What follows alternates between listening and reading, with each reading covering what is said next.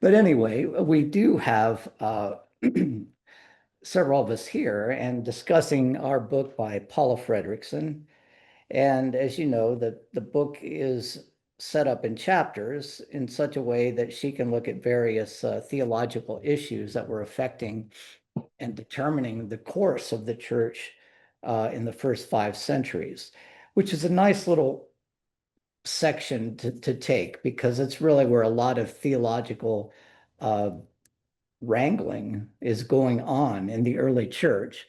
And it also is bookmarked by, of course, the Gospels and letters of Paul on one end, and then the father of the church, the doctor of the church, Saint Augustine, on the other. But in between that time period, from roughly 50 of the Common Era up to 500 or so, there is a lot of uh, controversy that's happening.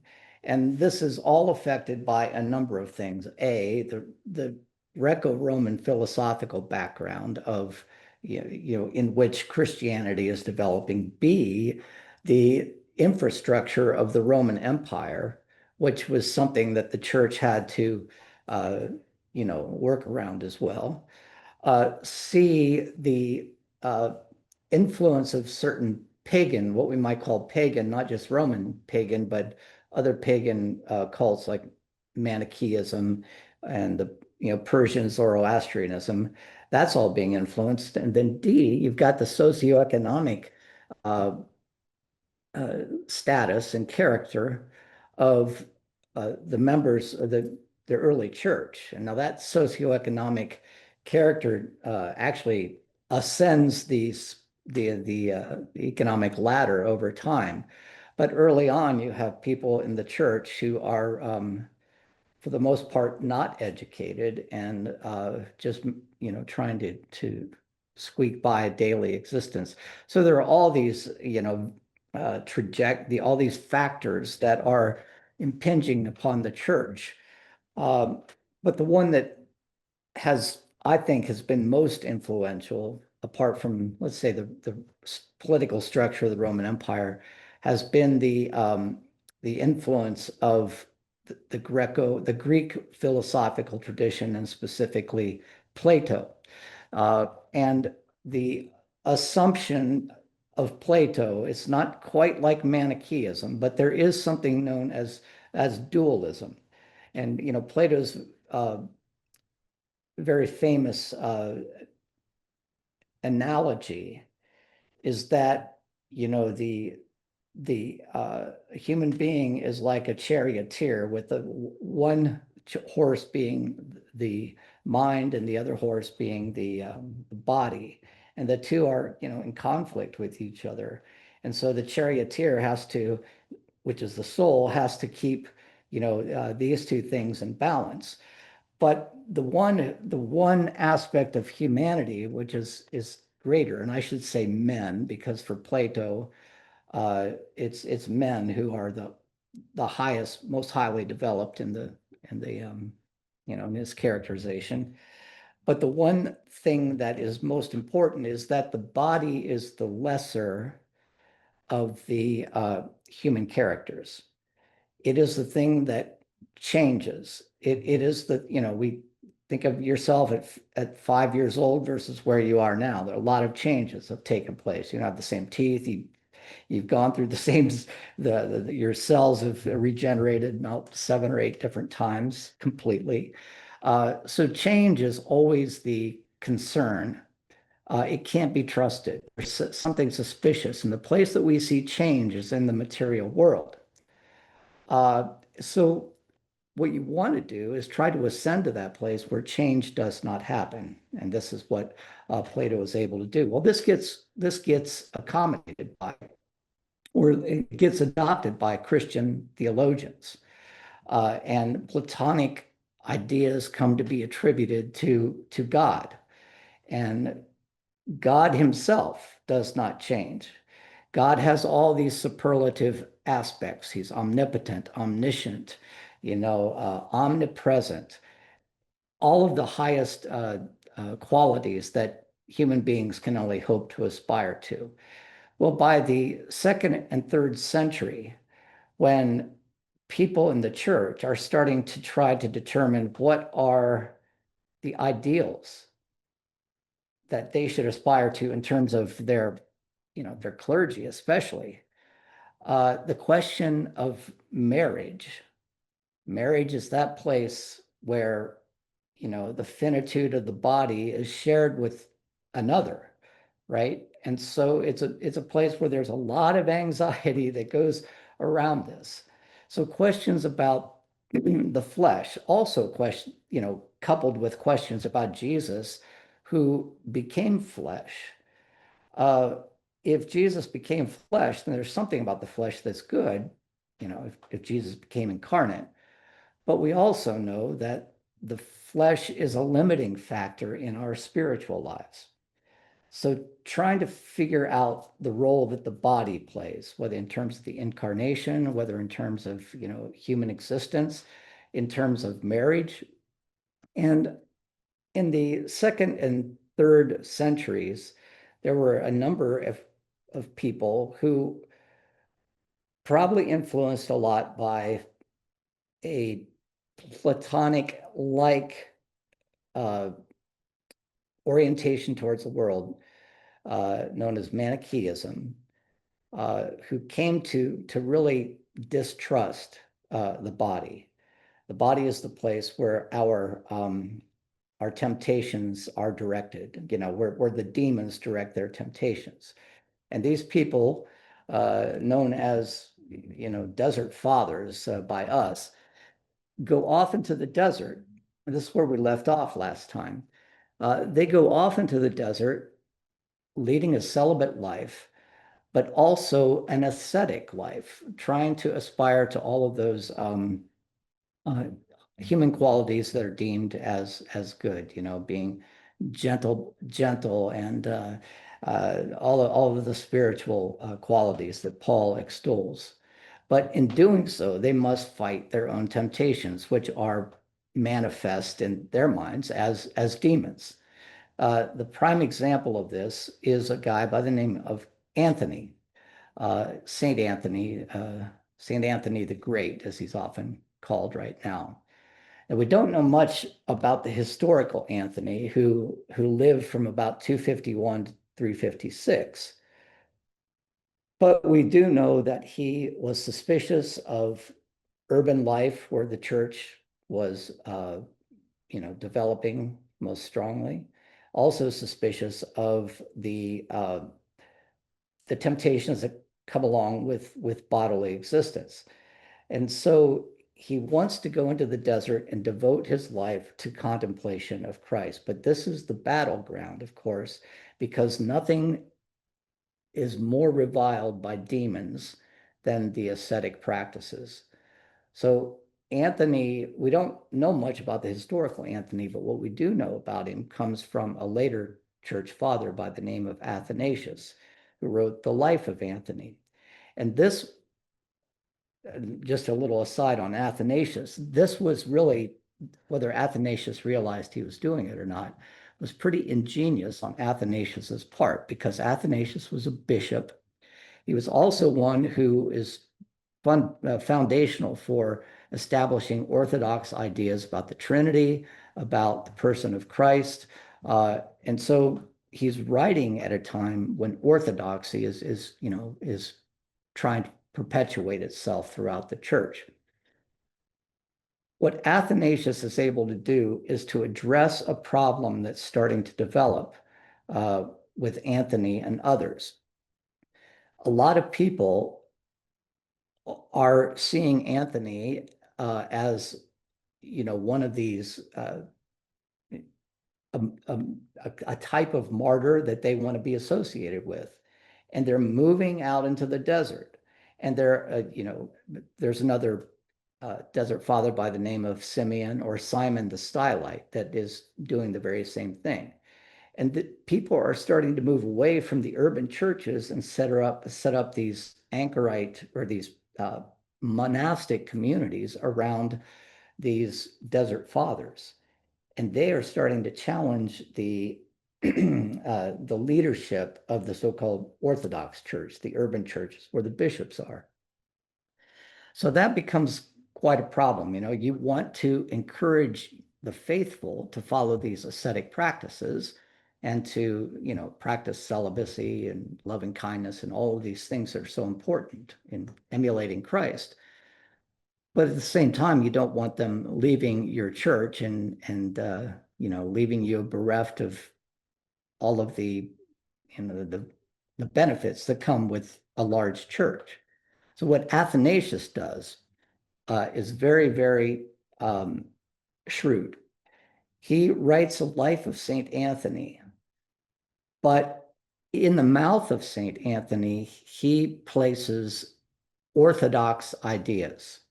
We don't know that Anthony actually held these orthodox ideas about, the person of Christ or, the character of God or the Holy Spirit or anything like that.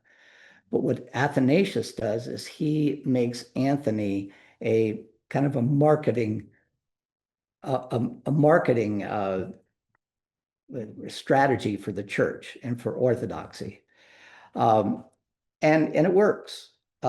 People start to take on orthodox ideas, not heretical ideas, which, the Desert Fathers were kind of prone to because, they were trying to master their fleshly bodily existence and they could easily fall into Manichaeism. But with this marriage of Athanasius and Anthony comes a way that several things are able to happen. A, you are able to give the ascetic practice of the church a face. And B, you're also able to incorporate a potentially challenging or a potentially undermining aspect of the church into your fold. And to this day, there is this sometimes uneasy relationship between the so-called religious, uh, uh, the monks, whether they're Benedictine or Augustinian or Dominican, whatever, various orders of monks that follow a particular, like St. Francis, particular leader or founder, and the church itself. The church didn't want the monks, performing the rituals of the church. They didn't want them, celebrating the Eucharist with these people. So they set up, ways that their identity could be carried out. The monks, are ascetic, and the bishops and the priests are the ones who do the rituals of the church. And to this day, it has maintained that type of relationship. But there's always been, especially among the female religious, the Benedictine monasteries for women, for example, um, have been the ones that have mostly challenged the contemporary Roman Catholic Church around issues of gender, you might imagine, around issues of social justice. The female religious orders are far more radical than the male religious orders. I would say just I think of a woman by the name of Joan Chittister, who is a Benedictine nun or a Benedictine abbess. She's one of the abbesses of a monastery, and she's always writing against the policies of the church. So anyway, that's probably more of an introduction to the Desert Fathers than we needed. But this is a potential schism that could have happened in the third and fourth and fifth centuries of the church that was very deftly resolved through this relationship that developed out of it. Um, so that's kind of where we were last time. This is that image that Denny wanted to see of Saint Anthony. This one reputedly from Michelangelo, and this is him being tempted by all the demons in the desert. Got another one here if I can just find it.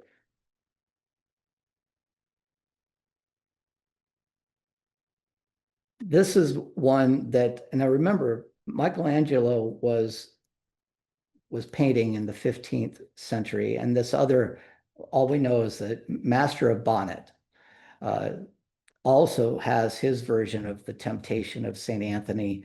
And several of these are done in Italy in the early 16th century. And you can see some of the imagery that would later be taken up by people like Hieronymus Bosch in the, you know, in the ensuing centuries. Uh, but I think they're really interesting to look at. But it's also interesting to note that these types of images start to really get Italy.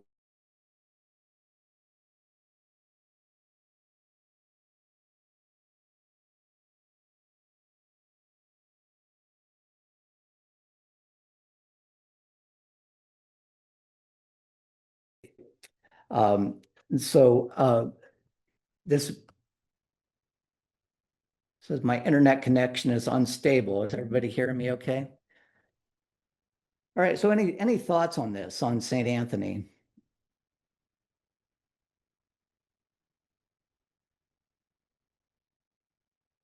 This is St. Simeon the Stylite, uh, basically the one who was living at the top of a pole, a great big column, in Aleppo, Syria, present day Syria, or outside of Aleppo. And some of these extreme desert practices really had their origin in around Alexandria and in Syria.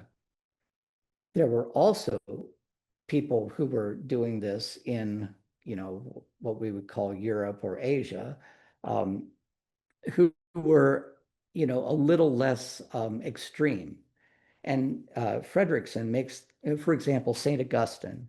When St. Augustine decided he was going to retire, he, went off into the desert and, wanted to spend his time reflecting and reading, and then followed in a monastic movement evolved around him.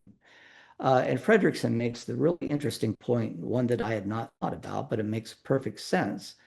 The reason why the West did not develop these extreme practices is that they already had a model of Roman retirement uh, that they could follow. The Roman aristocracy, the senators, when it was time for them to, hang up their senatorial robes, would often go off to their villa and spend their time, reading and, participating in the joys of life that the workaday people don't have access to. And that became a model in the West. But in the East, you might say, in the Middle East, um, there were a number of extreme desert fathers. But all of this fits into this chapter on the body, on fleshly existence, because of, the difficult time that people were having trying to understand how it is that this bodily existence must be lived out. In the first century of the church, people were expecting to be resurrected into spiritual bodies. But now the church is 300, 400 years old. How can we live the kingdom in bodies that are spiritual, not Paul's spiritual bodies, but ascribe spiritual practices to the body in a way that's faithful? And a lot of this had revolved around the question of marriage. So any comments about this? Dan, I've been waiting to say something at the right time because after the class last week, I kept thinking that Eve should have had a lot more influence over this whole conversation because of the awareness of the body that's in many ways distinctly male in everything we've talked about. Absolutely. And when you mentioned the ascetics going off and someplace else to learn to be gentle. I thought, well, I guess that's what they had to do. But if you've ever had a pregnancy, you realize that this idea of body and spirit and being one with another is pretty much what happens a lot. And the people who have a sense of that, following Eve's story, um, would probably understand that that sense of serving another, if you will, which Yeah, seemed to be getting in the way of a lot of these folks when they were talking about whose story is to be told. right. Um, I thought it was interesting you mentioned that women challenged the church. I I was going to come in at that point and say, "Hey, great," and wave a flag and stuff. Oh, But I'm sorry. Do please do that. Please just no, interrupt but me. it just struck me because this awareness, this intimate awareness of being one with another. Um, it seemed like the males had to go off someplace and try to figure out how that all works. And I'm thinking that maybe what we lost are the fabrics, literally, that were woven with stories or the songs that were sung and not recorded. Because I'm sure Paula Fredrickson kept saying to herself, there's something missing in this narrative because of who authored it, all the way through.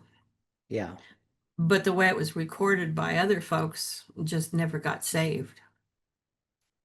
right.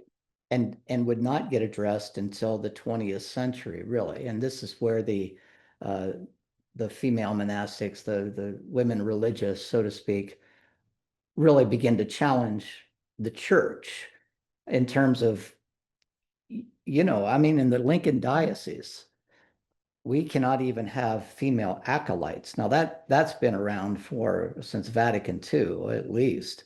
Uh, but the image there, the focus has been on the desecration of the Eucharist.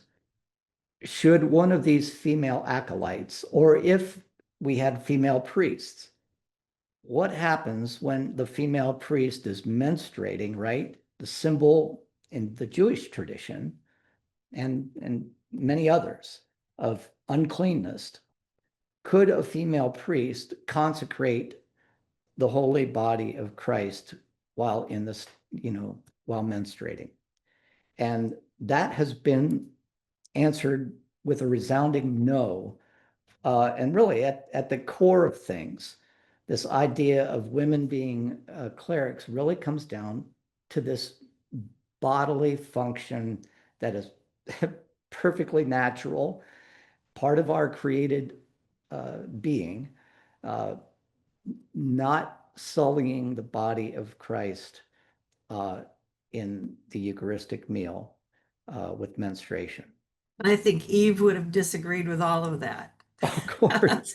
I mean, the package she was given, she came with, why and Mhm. how in the world could that be confused with negative and bad and all that? It was inconvenient perhaps to a partner who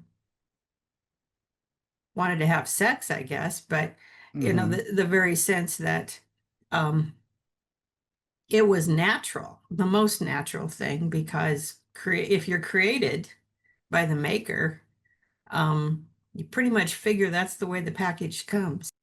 Yeah. Yeah. Uh, and actually, Fredrickson's going to talk about that. The question becomes, well, remember, Eve was cursed in childbirth, right? And the question then becomes, would Adam and Eve, and we're getting a little ahead of ourselves because I want to tell you about origin first, but let's hold on to this when we talk about it. Would Adam and Eve had needed to have sex in order to procreate had they not fallen? And there are some early, theologians who are saying no, sex. Augustine, Augustine, comes very close to this. Sex is a necessary evil that is the result of Adam's fall. That without the fall, this focus on sexuality would not have been necessary, you know. And Uh, those who interpreted the whole thing as a fall probably started with what Eve would have contended from the very beginning. yeah, yeah, right. Because in the fallenness, and when you've got fallenness that's passed on to everybody, and this is Paul, Romans 5, you know, the sin came in through the world through one man. Uh, you know, just from a Marxist perspective, that's a recipe for the powers that be to have complete control over those who suffer from that so-called sinfulness. But what you're saying, Sharon, is why are we calling it sinfulness from the very beginning? This is part of creation. And that gets to a question that's pretty complex that later theologians by the name of Augustine and Pelagius in the 5th century are going to address. But prior to that, there is a theologian by the name of Origen who tries to put all of this into a systematic type of theology. What was the reason behind God's creation and the incarnation and the crucifixion, the redemption of the world? How did all of this play out? And Origen finally got fed up with people, you know, just I shouldn't say it that way. Origen uh, tried early on in the 2nd century, so like the 3rd century, to write a systematic theology. And, uh, and what he comes up with is very interesting. It's very influenced by Neoplatonism, that was prominent at the time as well, but it eventually gets rejected. But it leans towards what you're talking about, Sharon.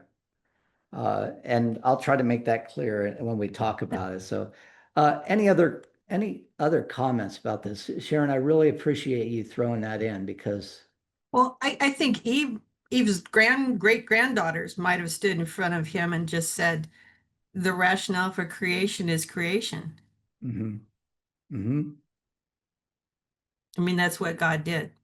Right, God is creator, right? And That's so why do we ask why or whatever? We mhm, just create. And if we go with that idea instead of separating and putting back together again, it might be an entirely different set of theological principles.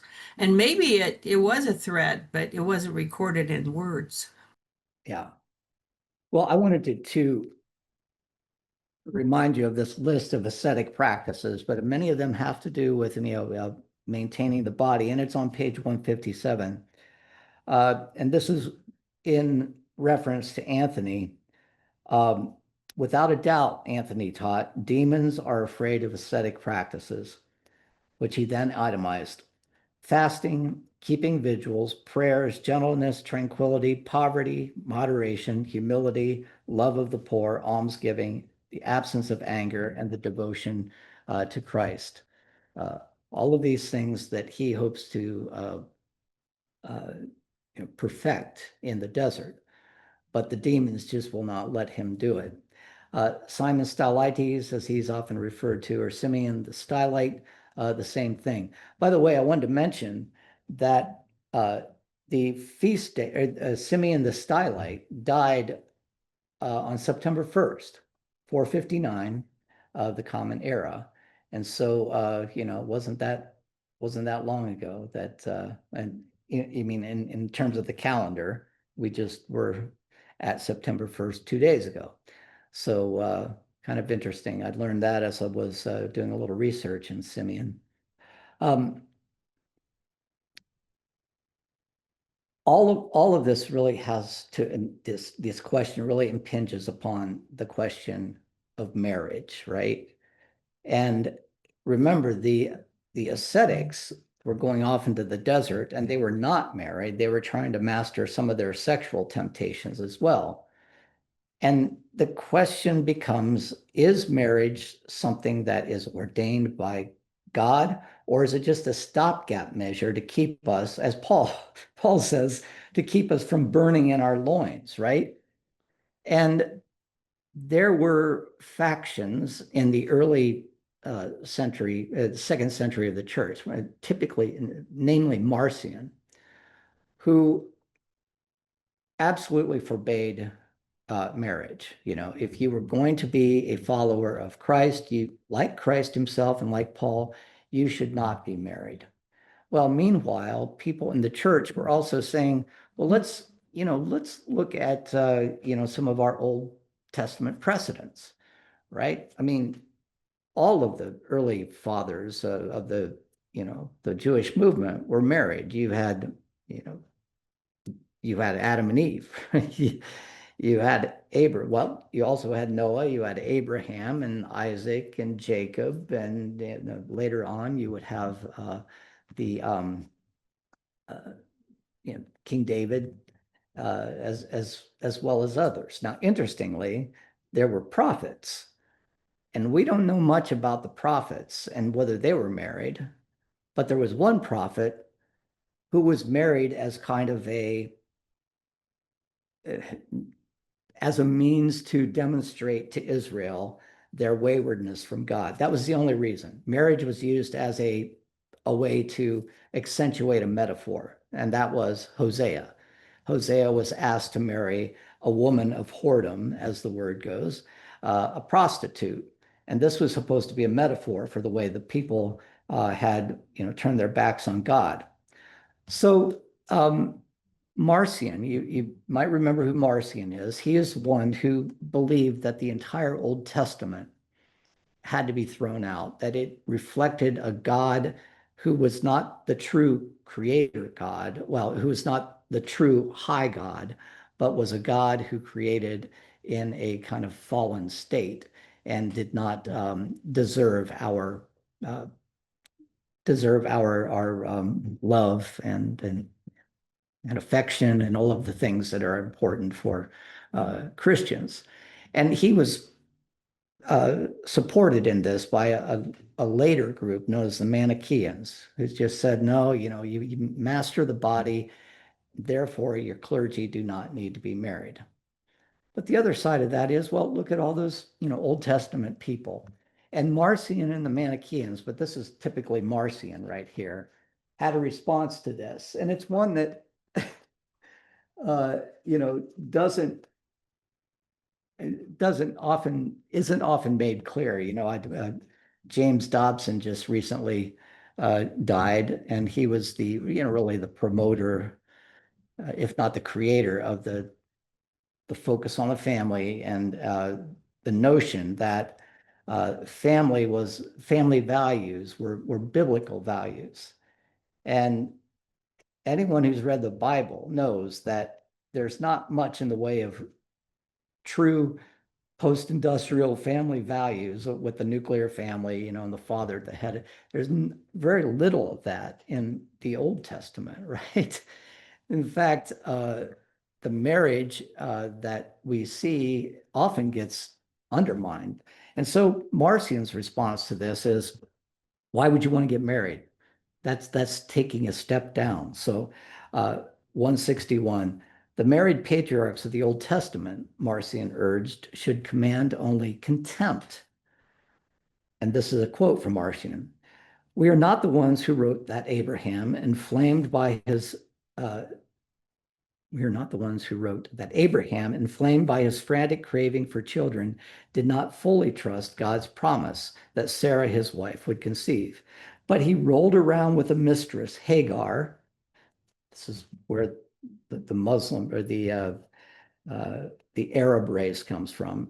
Abraham rolled around with a mistress, Hagar. And what about Lot, who lay with his two daughters? And Isaac, who shamefully passed off his wife Rebekah as his sister, and Jacob, Isaac's son, who had 4 wives and who rutted around like a goat among them. And Judah, his son, who slept with his own daughter-in-law, Tamar. And we haven't even gotten out of the Old Testament yet, right? And David, who seduced the wife of his own soldier, Uriah, while arranging him to be killed in battle. Solomon, with his 300 wives and 700 concubines. The prophet Hosea, earlier mentioned, who married a prostitute. Either these stories are false or the crimes that they relate are real. Choose whichever option you please, but both are detestable. Stay away from marriage, said Marcion and the Manichaeans. And their entire church was focused on this idea of celibacy. So this really put the Orthodox Church in a very difficult position. They wanted to promote celibacy as, a spiritual ideal, but at the same time, they did not want to suggest that, that marriage itself was something to, like the Marcionites, was something to be, condemned. And so they came up with this idea, which is really interesting and persists with us today, even with respect to our conversations that we have in recent decades had about, the role of LGBTQ people in the church. And it's the idea that marriage is ordained by God, but it should be celibate marriage. Excuse me, chaste marriage is what it's referred to. I don't know if you've ever heard of chaste marriage, but as far as I'm concerned, wouldn't be very much fun. And that is that marriage is the place within which is the social structure within which procreation should take place. And anything apart from the intent to procreate was sinful, was a fall into fleshly temptation. This still informs the Roman Catholic view on what's the word I'm looking for? Birth control, right? You do not use birth control because within the marriage vow, you are ordained to procreate. And if you're going to have sex without procreating, that is sinful. Can you believe that? But this is where it all comes from, right? Trying to plumb the difference between the Manichaeans on the one hand and, complete utter celibacy, for everybody, or allowing priests to marry on the other hand. Where's the middle line? But this idea of chaste marriage is also an argument that has been used. It's still prominent in the Catholic Church against LGBTQ people getting married. Why? Well, they can't procreate. But that argument might also be used for people in their 60s not getting married too, right? But still that happens. But that was one of the arguments that was pulled out. Marriage is about procreation. And if you're not going to procreate, then, you're just, indulging in sinfulness, right? So this is a place where we can thank, believe it or not, John Calvin, because it was Calvin and Luther, for that matter, who really reintroduced the idea that, the bond of marriage was a place that is reflective of the relationship between Christ and the church, that there is an intimacy in the relationship between the Christ and the church that should also be reflected in marriage. Now, of course, Christ is the head of the church, as the man is the head of the woman. But it's a bond that is characterized by love. And that love, according to the reformers, can be developed and nurtured through sexuality, regardless of its, focus on procreation.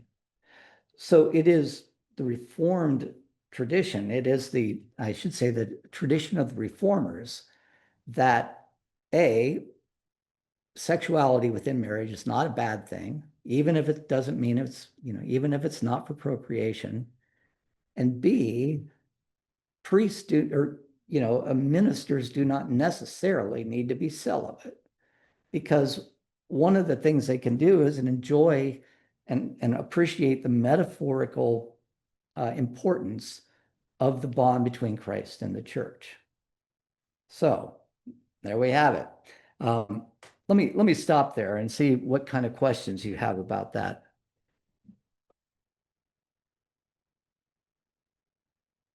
if any?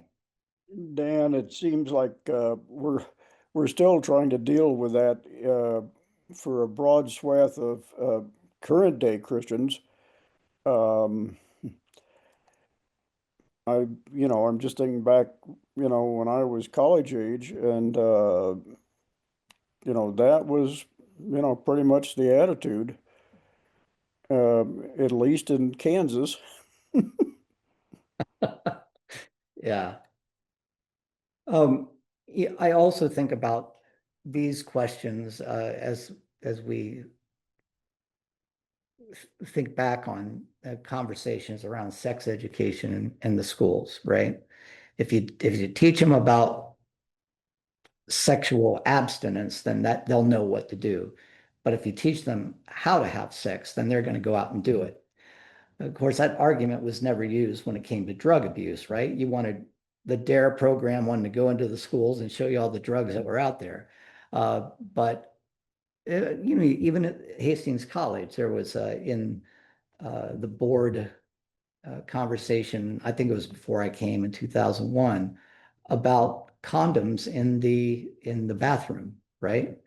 Would they only promote sexuality, or would they be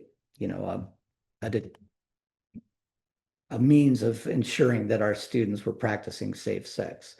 Uh, the whole sexuality thing has been very difficult in the church, and in no more a place than in, we don't see this so much in the Reformation churches, but we think about the eminence that's placed on the idea of virginity. And this comes to be an aspect of the early church. For example, Cyprian, Saint Cyprian, I put his picture up here for Denny's sake, because he was a bishop of Carthage in Africa. And this Greek Orthodox icon makes very clear, his African heritage in terms of his uh, in terms of his you know ancestry. Oh, you know what? I did not mention something about ah oh, anyway. So the idea of virginity becomes, a very important thing. But before I talk about that, I wanted to tell you a little bit about Origen's first principles, because this was an alternative to, remember I was saying that Origen uh, in the second and third century, right, early third century, tried to write what we might call a systematic theology. And it was called On First Principles. And in that systematic theology, he comes up with a reason for creation itself. It's highly influenced by Neoplatonism. And he puts forth this scenario that God is a being who is eternally creating. He's eternally, the word that Neoplatonists use is emanations. God is emanating like a cup overflowing from God's self. He contains all of the superlatives. He's good, all good, omnipotent, but God is not embodied. Embodiment was not there in the beginning, but there were beings that were eternally generated that were with God in the beginning. Let's, for our purposes, call those souls. So, and this is the place where I'm a little bit fuzzy. I am under the impression that Origen believed that these souls always existed, were eternal as a result of God's eternal emanations. And that's an important point, that these souls were not created, but were simply a byproduct of God's overflowing loving kindness. Excuse me, I've got a cat's playing with something here.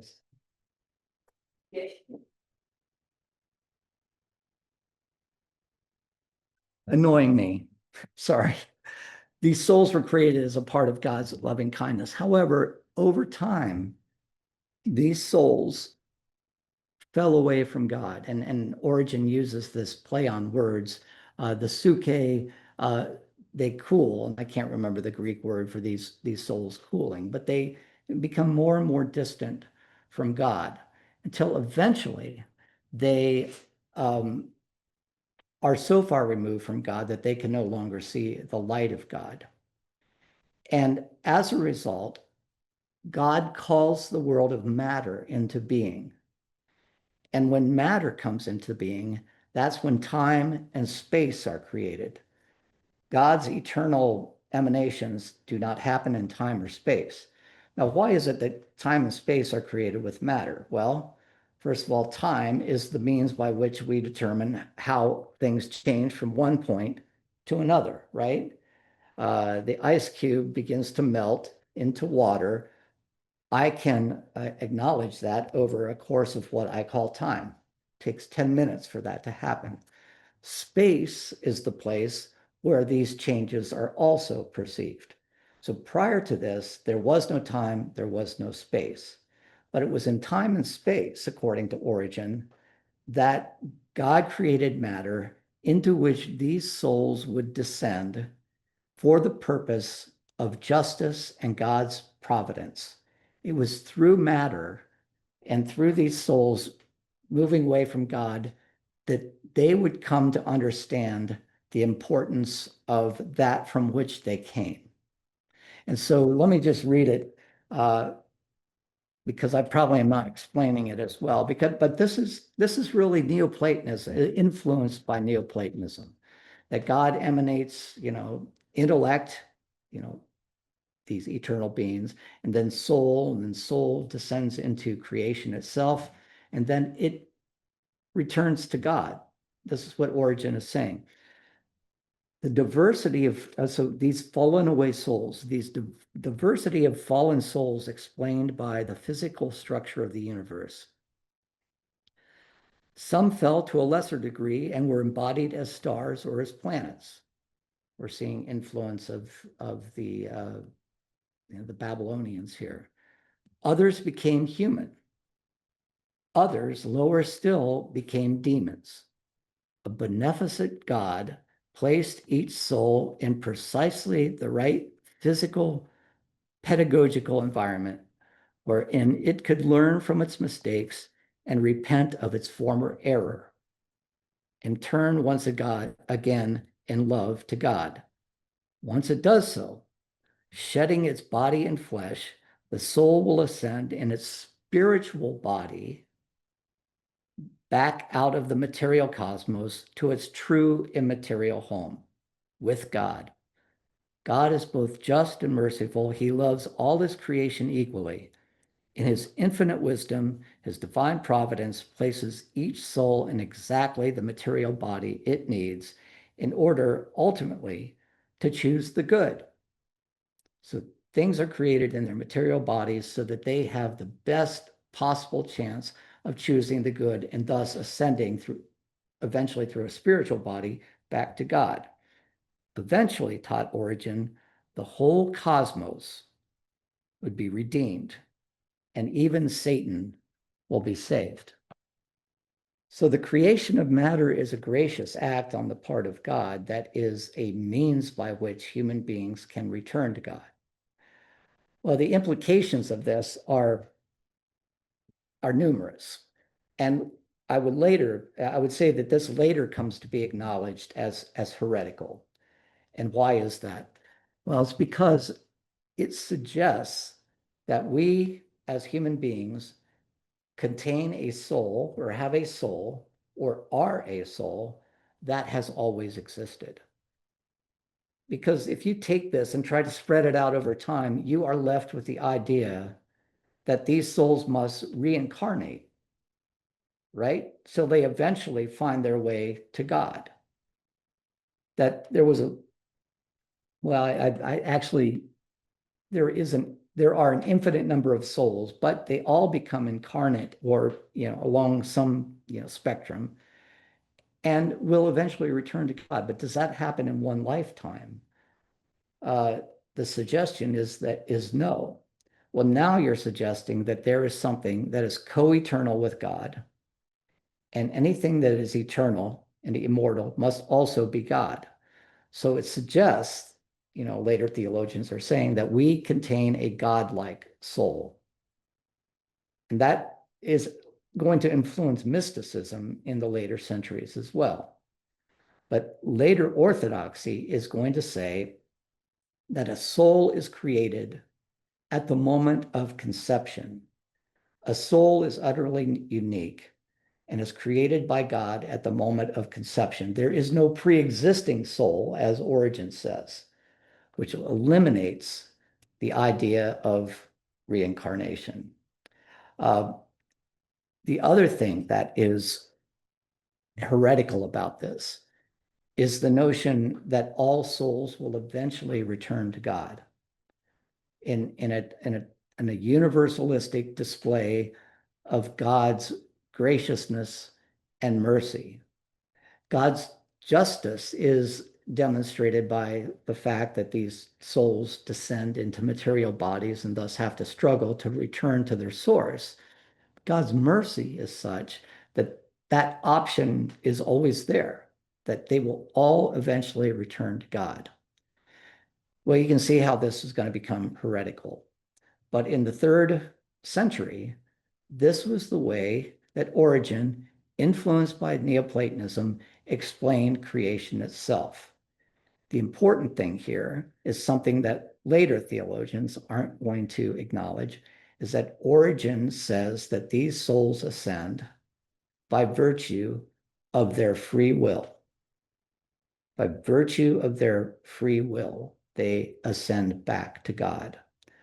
And you probably know Paul well enough to know that this was not going to sit very well with Paul. So I'm gonna stop right there and see what kind of questions. It's almost time for us to go anyway. This stuff has fascinated me for years and years and years, and it's everything I can do not to go off into little rabbit holes here and there as I talk. So if I'm doing that, please forgive me. But any questions about this or comments? Dan, I may have missed this, but could you remind me, how the people who were so strongly in favor of celibacy uh, could justify, or were they not doing this, reject LGBTQ, uh, procreation argument? Uh, can you say that again? How could the people who are so strongly in favor of celibacy, meaning our contemporary Catholic priests? No, back at the time we're discussing. Yeah. And how could they reject LGBTQ? Yeah, because celibates, at least as far as I know, Yeah. are not procreating. Yeah. Well, the trouble is that LGBTQ people are going to practice their sexuality within marriage without the purpose of procreation. Ah, oh, okay. This was something that, I was surprised to hear my mom say one time when we were sitting at the dinner table, and as was her wont to do at times, she would just blurt out and saying things that were on her mind. She goes, I just don't believe in homosexuality or that homosexuals could get married because they can't procreate. And to which I tried as gently as possible to respond by saying, so, I'm 60 years old. If I get married, then I shouldn't get married because I probably won't be able to procreate either if I marry someone who's 60 years old. She goes, oh, well, I never thought of it that way. She goes, well, then I guess it's okay. My mom, my mom was Dan, not, you'd have to be Abraham. what's that? You'd have to be Abraham. Yeah, right. So anyway, that was the argument. That's the whole argument behind chaste marriage that is still prominent in the Catholic Church today. Early church fathers who are trying to understand how best to practice sexuality and whether or not, the true soul should be celibate, came up with the idea that, people should get married, as Paul says, but if they're going to practice sexuality, they should only do so for procreation purposes, which doesn't sound like very much fun. But you can begin to see, though they tried as best they could, that they're starting to develop a two-tier system in the church. Those who are celibate, who are the leadership, and those who are married, or widowed or whatever, which are the second tier, which makes it very, very interesting when it comes, let's say, in the Roman Catholic tradition, to a Roman Catholic priest sitting a young couple down and giving them marriage counseling, right? It's got to be all abstract and conceptual because he has absolutely no, personal experience to draw upon. So let Dan, me, are there any other, Dan, maybe they don't have any practical experience. At least their public persona would say that's true, but in private, sometimes that doesn't work. You yeah, know that. right, right, yeah. Yeah, we know that to be the case, especially as well. Well, I didn't get as far as I'd hoped today, which is no big surprise. But we will continue. We got to about page, what I guess it was 164. Um, and when we return, we're going to look at the so-called Orthodox response to Origen, which is going to come another century later. And this is going to be the point where Origen's cosmology here, or cosmogony, is going to be condemned as heretical. And we're going to see the foundations of orthodoxy when it comes to questions of marriage and celibacy, and especially virginity. If you, I'm kind of glad I didn't make it through everything today, because I'd like to, if I can find a way to do it, send you a link to a gospel that was written in the 2nd century, late, called the Proto-Evangelium. The word I'm using here is right here, the Proto-Evangelium. In other words, the prequel to the Gospels that talks about the early life of Mary. Mary is at 12 years old being presented to the priests in the temple. Still a part, I mean, this is folklore, right? But still a part of Roman Catholic oral tradition. But if you could read it, I think it would be really, when I would have students read this at Hastings College, they were just nonplussed, and they didn't realize how much of this stuff had actually a place in the context of the early church. So with that being said, I'll stop our share here and, look for, if I can find a copy that's readable, look for an email from me on the Proto-Evangelium, and we can talk some more about it. So anybody want to have the last word? Okay. I hope you have a good week.